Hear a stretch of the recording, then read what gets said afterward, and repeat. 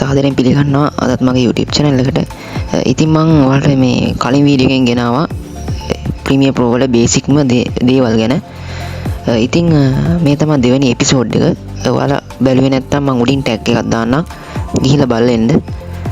මම description එකේ link එකක් දාලා තියෙනවා. ගිහිල්ලා බලන්න. Premiere Pro වල බේසික් ඒ කියන්නේ අපි සාමාන්‍යයෙන් edit කරනවා නම් සාමාන්‍ය දෙයක් edit කරනවා නම් ඒ edit කරන හැටි බලා ගන්න පුළුවන්. මේ වීඩියෝ එක edit කරන හැටි බලා ගන්න පුළුවන් වෙනවා මේ වීඩියෝ එක බැලුවොත්. දැන් මම අද ගේන්න යන්නේ මේ වීඩියෝ එක තමයි. දැන් ඔයා වීඩියෝ එකක් හැදුවා නම් ඒ කියන්නේ ඔයා වීඩියෝ කරා නම් ඔයාගේ අතින් මේ වීඩියෝ එක හෙල්ලෙනවා නම් ඒ කියන්නේ වේවුලනවා කියන්නේ සාමාන්‍ය අපේ භාෂාවෙන් ගත්ත වේවුලනවා.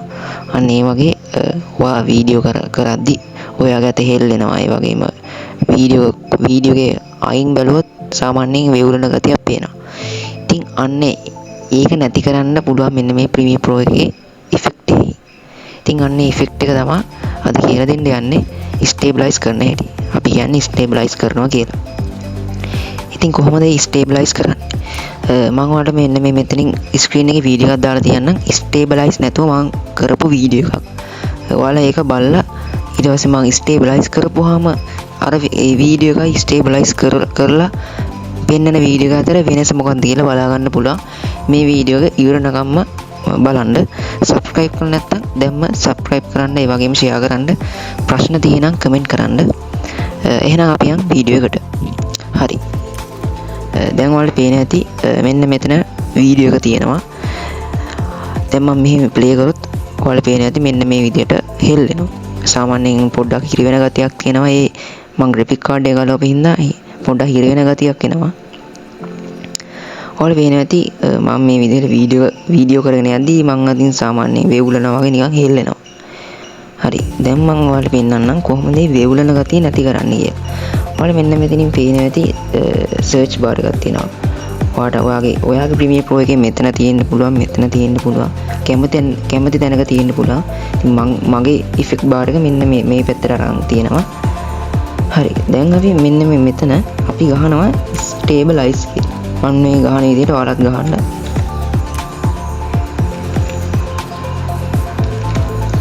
ඔන්න ඔය විදිහට STAB මගක් ගහගෙන යද්දී ඔයාලට පේන ඇති මෙන්න මෙතන යටින් තියෙන wrap stabilizer කියලා.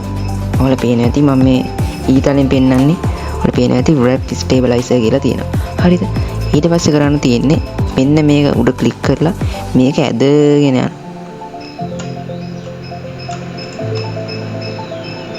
මෙන්න මේ විදිහට ඇදගෙන ගිහිල්ලා මෙන්න මේ වීඩියෝ ක්ලිප් එක උඩට අතාරිනවා. හරි. දැන් ඇතෑරුණාට පස්සේ ඔයාලට පේන ඇති මෙතන analyzing in background step 1 of 2 කියලා තියෙනවා. දැන් ඔයාලට පුළුවන් මේක process වෙනවා බලා ගන්න. මෙන්න මෙතනින් ගිහිල්ලා effect bar එකට යන්න. මෙන්න මෙතන මෙන්න මේ screen දෙකක් තියෙනවනේ. මෙන්න මේ source කියන screen එකට ගිහිල්ලා මෙන්න මෙතන effect කියන අන්න effect කියන එකට යන්න. ඊට පස්සේ මෙන්න මේ අපි දැන් ඇදලා දැන් වීඩියෝ ක්ලිප් එක උඩ එකපාරක් ටච් කරන්න. කියන්නේ මේ ක්ලික් කරන්න. ක්ලික් කරපුවාම මෙන්න මේ පල්ලෙහාට යද්දි ඔයාලට පේන ඇති මෙන්න මෙතනින් wrap stabilizer කියලා තියෙනවා. දැන් ඔයාලට දකින්න ඇති මෙන්න මේ විදිහට ඉන්න පොඩ්ඩක් මම ලොකු කරන්න. දැන් ඔයාලට පේන ඇති මෙතනින් 105 මිනිත් මෙන්න මේ වීඩියෝ එක කියන්නේ මේ ස්ටේබ්ලයිස් වෙනවා, process වෙනවා.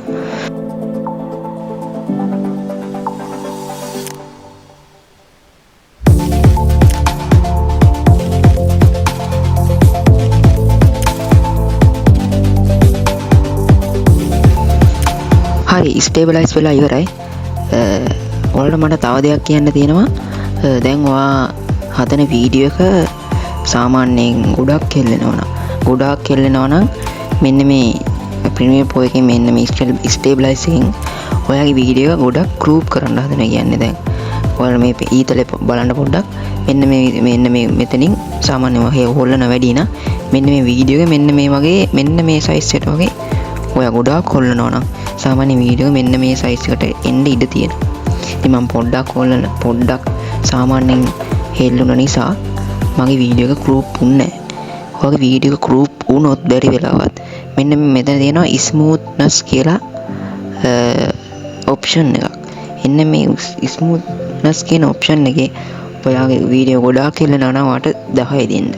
නැත්තම් 20 දෙන්න, 40 දෙන්න, 50ට අඩුවෙන් කැමති ගාණක් දෙන්න. ඔයාගේ වීඩියෝ එක සාමාන්‍ය තත්ත්වයට ගේනකම් ඔයා කැමති ගාණක් දෙන්න. ඔයාට පුළුවන් එක බලලා කරන්න.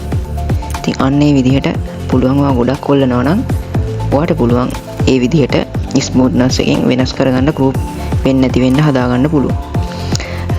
ඉතින් ස්ටේබලයිස් එකකින් වැඩිපුරම අපි බලාපොරොත්තු වෙන්නේ අපේ වීඩියෝ හොඳ ක්වොලිටි එකට ගන්න.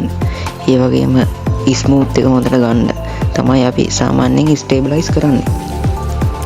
ස්ටේබලයිස් කරපුවම වීඩියෝ ක්වොලිටි එක සාමාන්‍යයෙන් සිනමැටික්ස් වගේ දක්වා යන්නත් පුළුවන්. ඉතින් මං දැන් ස්ටේබලයිස් කරපු වීඩියෝ එක මෙන්න මේ විදිහට ස්ක්‍රීන් එකේ වැටෙනවා.